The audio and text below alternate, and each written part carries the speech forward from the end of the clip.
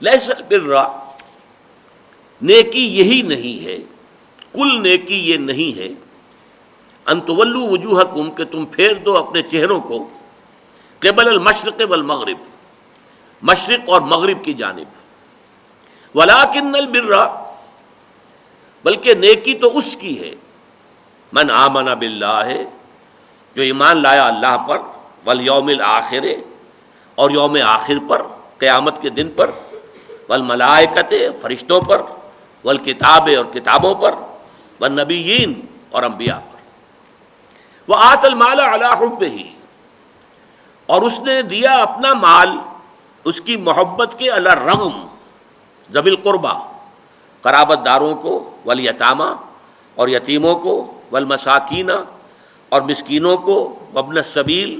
اور مسافروں کو، والسائلین، اور مانگنے والوں کو، وفی الرقاب، اور لوگوں کی گردنیں چھڑانے میں، وأقام الصلاۃ وآتى الزکاۃ، اور قائم کی اس نے نماز اور ادا کی زکوٰۃ، والموفون بعہدہم اذا عاہدوا، اور اپنے عہد کو پورے کرنے والے جبکہ کوئی معاہدہ کر لیں، والصابرین فی الباساء والضراء وحین الباس،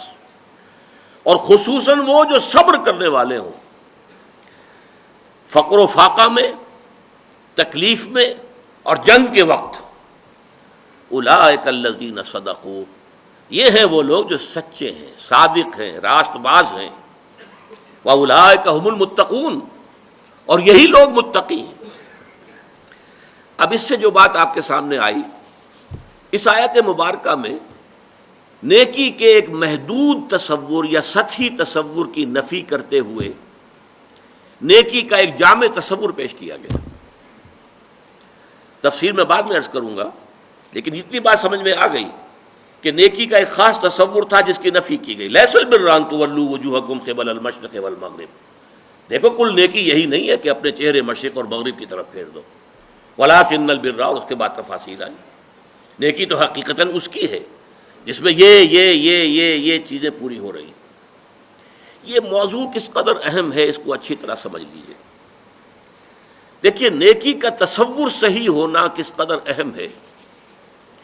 اس کی اہمیت کو آپ یوں سمجھیے کہ جو بھی تصور نیکی کا کسی کے سامنے ہوگا وہ اسی پر عمل کرے گا۔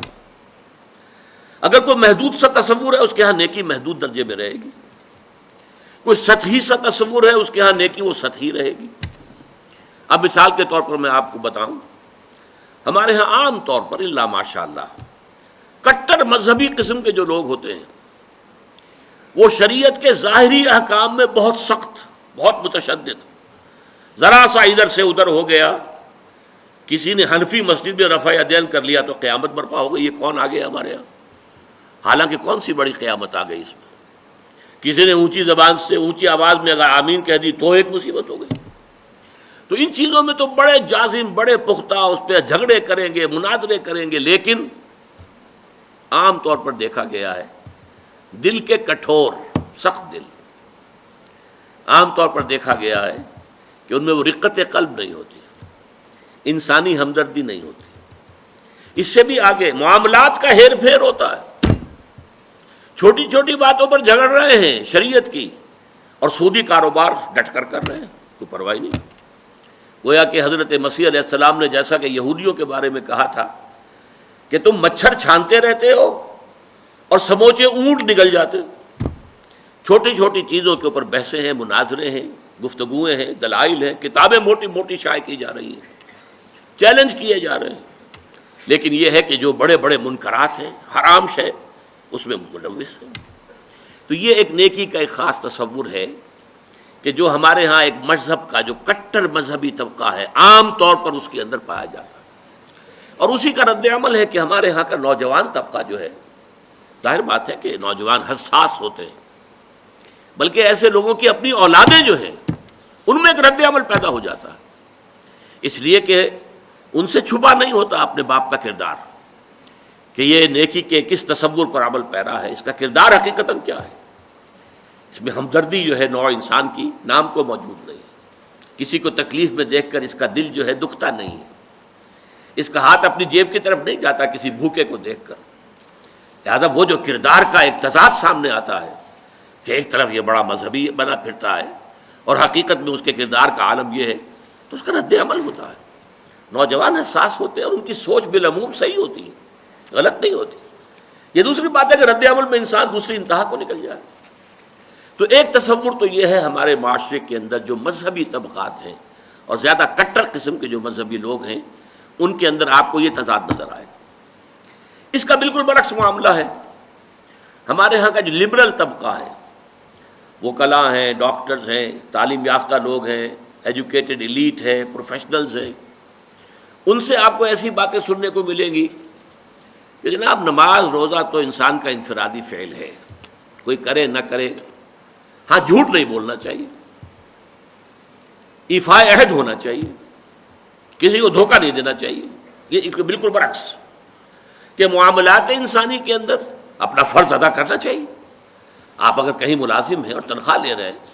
تو اپنے فرائض منصبی جو ہے پوری طریقے سے تہہ دل سے ادا کریں، پورا اس کا حق ادا کریں، تاکہ آپ کے لیے اس میں ریمونریشنز آپ کو تنخواہ اور الاؤنسز مل رہے ہیں وہ جائز ہو جائیں۔ یہ وہ تصور ہے ان کے ہاں کے جو نیکی کا ایک تصور جو ہمارے ہاں کے تعلیم یافتہ طبقات کے اندر نظر آتا ہے کہ وہ عبادات وغیرہ کی کوئی خاص اہمیت نہیں ہے، بس نماز روزہ تو ٹھیک ہے اپنے لیے ہے، جو شخص کر لے نہ کرے کیا فرق پڑتا ہے، حالانکہ وہ فرائض ہیں دین کے۔ لیکن یہ ہے کہ اصل کردار، اصل جو نیکی ہے وہ تو یہ ہے۔ اب اس سے بھی آگے بڑھ کر میں آپ کو ایک تیسری شکل دکھانا چاہتا ہوں جو ہمارے معاشرے کے برے لوگ شمار ہوتے ہیں، جنہیں آپ گنڈے کہتے ہیں یا ڈاکو یا جیب تراش یا طوائفیں، جسم فروش عورتیں، ان کے ہاں بھی نیکی کا کوئی نہ کوئی تصور موجود ہوتا ہے۔ میں آپ سے عرض کروں گا کہ واقعہ یہ ہے کہ جیسے ہمیں جو ہماری طبعی زندگی ہے، ظاہری جسمانی زندگی کے لیے ہوا چاہیے، پانی چاہیے، غذا چاہیے۔ ہوا نہیں ملے گا بند ہو جائے گی تو مر جائے گا فوراً، وہ تو بہت جلدی مرے گا۔ پانی نہیں ملے گا تو چند دن شاید جھیل جائے، مرے گا۔ کھانا نہیں ملے گا تو شاید چند زیادہ دن جھیل جائے لیکن پھر مرے گا۔ تو جیسے ہماری اس زندگی کے لیے، جسمانی زندگی کے لیے، حیات جسمانی کے لیے ہوا، پانی، غذا لازم ہے،